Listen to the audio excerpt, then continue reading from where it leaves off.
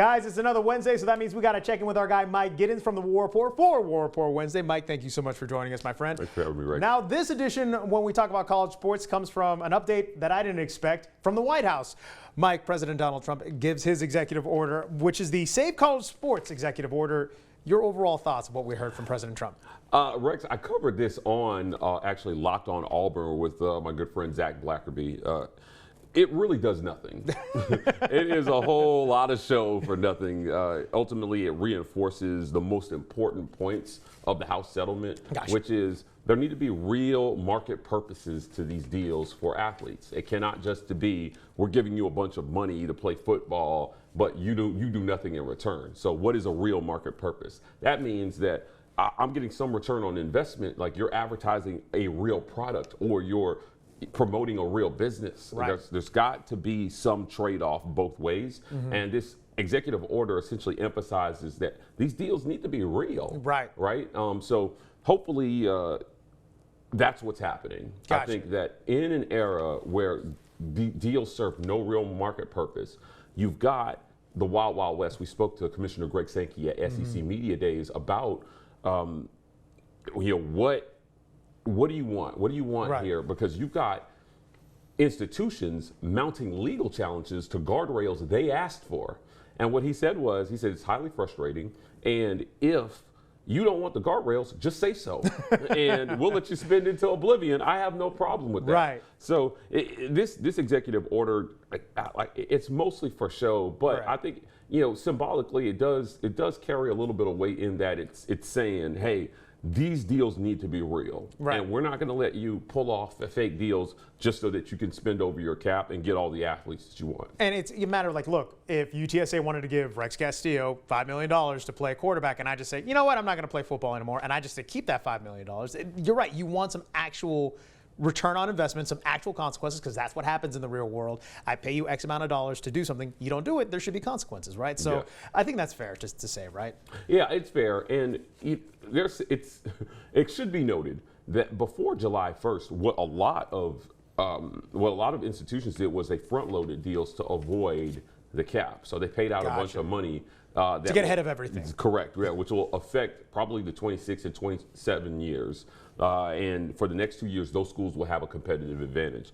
But it should all even out. What I love about having an actual cap is that at some point, if you're going to recruit a top 10 class, the next year there's going to be a cost to retaining that class. Now that's an interesting point. Yeah, that money will count more towards your cap, and that's similar to what we have in the NFL. Right. You don't win the Super Bowl and then go get the first round draft pick. Right. Not without giving up a ton of probably what helped you get to the Super Bowl the year before. Right.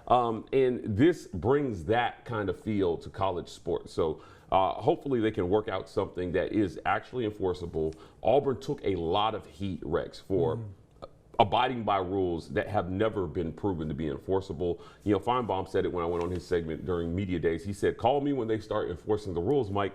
And I was like, I don't know if I can blame Auburn for at least trying to do the right thing, but it's put them behind in their 2026 recruiting, and they've got a lot of ground to make up. It seems like it's the cost of integrity, but at the end of the day, if something does come down, at least Auburn can say, like, look, we did everything we can to abide by the guardrails that everyone else wanted, and now it's just going to be very interesting. But I like the analysis right there. It was like, look, I win the Super Bowl, you don't get the top player in the draft. It just doesn't work. That's what Georgia wants. That's what Alabama wants. They want to go win a national championship, and then they want give me that 6-star right football. There. Yeah, that comes to their school. Doesn't work that way. Yeah. And at some point, you can't stack 5-star class after 5-star class after 5-star class, because you're going to spend a certain amount of your cap on retention. And once you get up against that Auburn cap, that's what Cohen said Auburn did. He said, look, man, we recruited really well to keep all the receivers, the top 150 receivers that they recruited, which included 2 top 30 guys. There's a cost to that every year that you keep those guys, regardless of whether they even play or perform or not, because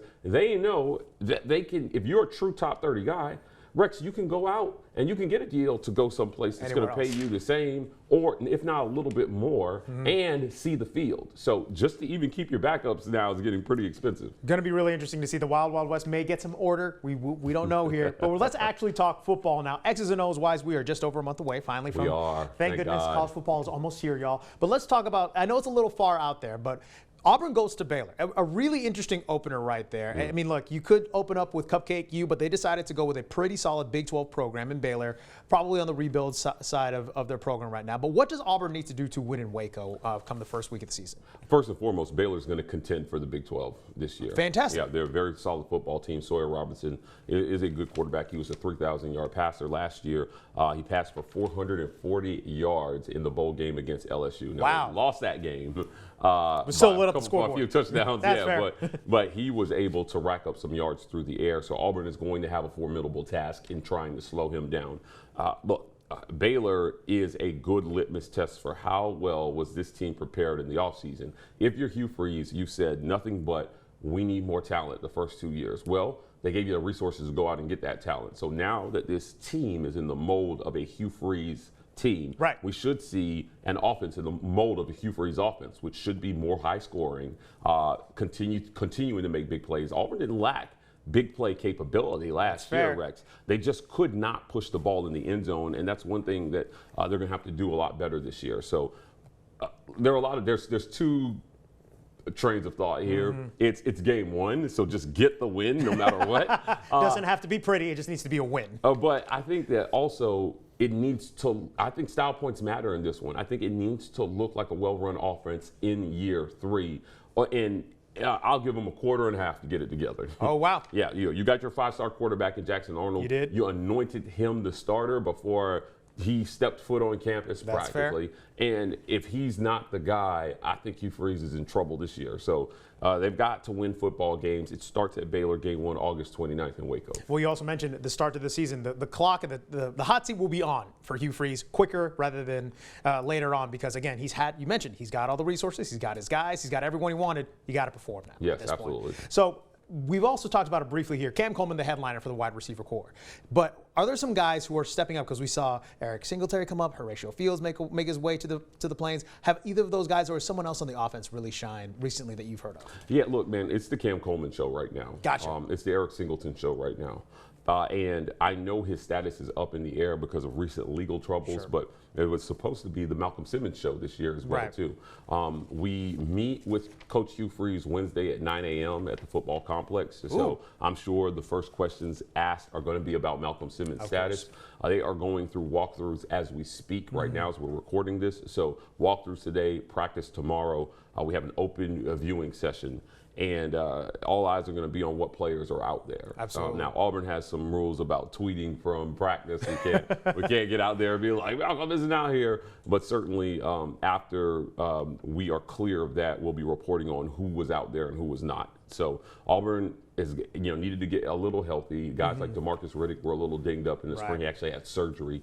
There'll be questions about his status and readiness for the season. This is just a very talented football team, and they've got to take all that talent and turn it into wins in the fall. Now, on the defensive side of the ball, you mentioned that Keldrick Falk could be the guy, double-digit sacks, could be the absolute superstar on the defense, and especially in the trenches right there. Is there another guy who you think, maybe in the linebacking core or even in the defensive backs, who could be another guy to rise up and really help this Auburn defense? Yeah, Malik Blockton is a guy that I'm looking at as well, too. True freshman last year, looked like a man coming into the spring, looks even crazier now. So I'd keep an eye on him. And then there's a young guy who, I'm not sure how much time he'll get, but similar to DeMarcus Riddick, I think fans should keep an eye on him. And it's a 4-star linebacker that defected from Miami and flipped to Auburn, Elijah Melendez. He has that mold of a guy. I sat down with Jake Crane at SEC Media Days, and when we were talking about DeMarcus Riddick, he said, DeMarcus looks like what Georgia has. He looks like what Alabama has. That's interesting. Yeah. Elijah Melendez is one of those kids that just looks like what the top schools have had at linebacker for so many years here in the college football playoff era. So I'm going to be looking to see if he can crack the 2 deep.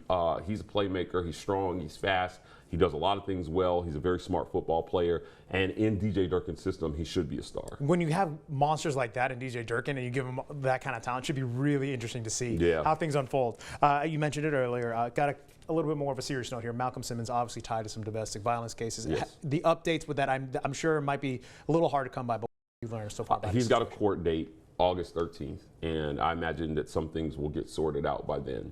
Auburn has been very quiet. There are a lot of people in the Auburn community that feel like the university has been too quiet and not at least coming out and saying, hey, look, we take these things very seriously. Right. The statement did lack a little bit of teeth, right? Sure. I understand their position in not suspending him. I spoke with a university official that said, look, any lack of a suspension should not be taken as the university taking domestic violence charges lightly. Gotcha. But there was nothing to suspend him from at the time. There were no football activities, no workouts, no practices. He was nothing. just there. Yeah. So if you suspended him, he wasn't going to be in the building anyway. But now they're at a point where they have to say something because practice starts today. Right. So, what that something will be, we'll see. I'm sure I'll get reports later today about whether he was at walkthroughs or not. But it feels like the longer they go without saying something, the more that if they can move past this, that they are probably going to. Okay. Now, look, all the allegations are alleged until proven. Yeah, I want to be respectful of that Right. young man and saying that it's really easy to be judged guilty in the court of public opinion before all the facts come out. But the university official I spoke with also said very confidently, we are confident we don't have all the facts yet. So despite what's being reported in the media about some things, they feel like there are some things out there that make this not as cut and dry as some people think that it is. And I think that for at least the next week or so, that it's, in fairness to him, to everybody involved, that everybody does not rush to judgment and that we wait and see what else comes of this investigation. But, for the alleged victim, my heart goes out to them. Of course. And for Malcolm, like I said, I hope that the truth wins. And I think you bring up an excellent point. In the court of public opinion, a lot of times we tend to make our decisions finalized with whatever's available. There's a lot to this case, so we'll definitely keep our eyes on what's posted there. Mike, another great day. Look, we can talk. We're 1 week closer, my friend. Finally, 1 week closer to the start of college football. Until then, where can people find your stuff on the War Rapport? And again, this isn't the only school you cover, my friend. It's not. 30 more sleeps until college football starts. But you can find us at the War Rapport on every social media platform. Also, follow me at Locked On UCF. We are just a tinsy-bitsy win away from 1,000 subscribers over at Locked On UCF. So we're doing great work over there. We're going to bring lots of great coverage for UCF fans this fall. Follow me at Mike Gittens on Twitter and at Mike Gittens _ on Instagram. That's why these SEC/Big 12 matchups we always get a really good insight on because of all the work this guy does. Mike, thank you so much, my friend. Thanks, that does it for another War Rapport Wednesday. We'll see you guys next week.